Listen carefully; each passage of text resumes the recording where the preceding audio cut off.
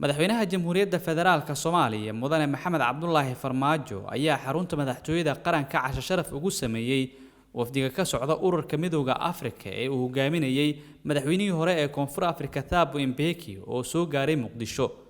madaxweyne Farmaajo oo khudbad dhinacyo badan taabanaysa ka jeediyay munaasabadda ayaa sheegay in Soomaaliya ay tahay dal muhiim u ah isku xirka dalalka gobolka. Let me express my appreciation to the panel for their work on the pressing xubnaha guddigan waxaan la wadaagayaa inay muhiim tahay si loo fahmo Soomaaliya horumarka iyo halka ay higsanayso.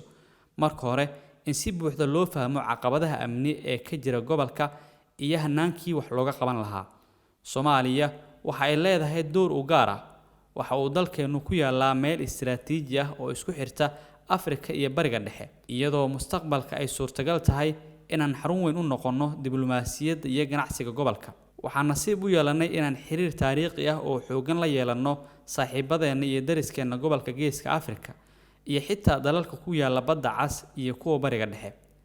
annaga ahaan iskaashiga gobolka oo kaliya noogama dhigna qariidad, balse goobta muhiimka ah ee dalkeenu ku yaalo ayaa iyana nasiib inooga dhigtay inaan noqono buundo isku xiri karta dhowr gobol.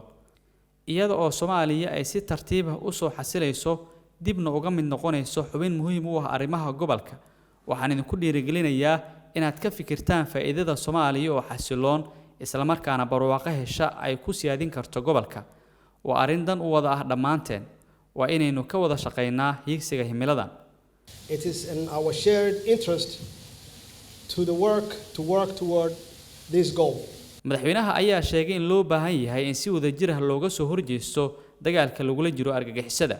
We are working to rebuild our institutions of state, professionalize and waxaynu ka shaqeynaynaa dib u dhiska hay'adaheena dawliga ah, tayeynta iyo qalabeynta ciidamadeena qaranka, wax ka qabashada musuqmaasuqa iyo baahinta dawladnimada si loo gaarsiiyo muwaadiniinteena adeegyada aasaasiga ah ee ay u baahan yihiin. dagaalka aynu kula jirno argagixisada ma ahan mid ku kooban Soomaaliya, waa dagaal u yaal dhammaan dalalka gobolka. wax ka qabashada argagixisadu waxay u baahan tahay jawaab heer gobol ah iyo aragti midaysan oo aynu ka yeelano xaqiijinta amniga guud ee gobolka. requires a regional response and regional approach to our collective security. madaxweynihii hore ee South Africa Thabo Mbeki ayaa tilmaamay inaan la hilmaami karin doorkii Soomaaliya ay ku lahayd dalalka Afrika. Your Excellency, my brother President Mohamed Abdullahi Mohamed. walaalkay mudane madaxweyne Maxamed Cabdullaahi Maxamed Farmaajo, martida sharafta leh, mudanayaal iyo marwooyin. sharaf ayay ii tahay inaan Muqdisho imaado 45 sano kadib. waxaan halkan joogay 1974kii. xilligaas Soomaalidu waa ay mideysnaayeen, waxay kaloo ahaayeen dal xoog leh. sababtoo ah midnimadii Soomaaliya awgeed waxay ahayd mid aad loo ixtiraamo oo laga tixgeliyo dhammaan dalalka gobolka iyo caalamka. xilligaas Soomaaliya waxay lahayd ciidan cirka ah oo aad u awood badan, ciidanka badda, ciidanka dhulka. ciidankii qaranka Soomaaliyeed ee xilligaas waxay qayb ka ahaayeen ciidamada ammaan sugidda ee Afrika. Soomaaliya waxay safka hore kaga jirtay taageerada dadaalada dhaqdhaqaaqyadii xornimo-doonka ahaa ee ka jiray qaaradda Afrika.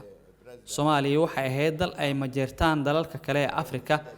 magaaladan aynu hadda joogno ee Muqdisho waxay ahayd meel nadiif ah oo qurux badan. dadka Soomaaliyeed waxay ahaayeen kuwa leh qab. markii dagaalkii sokeeye ka qarxay Soomaaliya 1991kii waan ooyay sababtoo ah waan garan karay natiijada ka imaan karta marka la kala qaybsamo. ilaa hadda qalbiga ayaan ka baroortaa sababtoo ah waan jeclahay Soomaaliya. waxaad tihiin dad wanaagsan oo waadna caawiseen markii aan idin baahnayn. waxaan idinka codsanayaa inaad midoodaan. waa inaad midoodaan. Muxyidiin Macalin Cabdulla, warbaahinta qaranka, madaxtooyada Soomaaliya.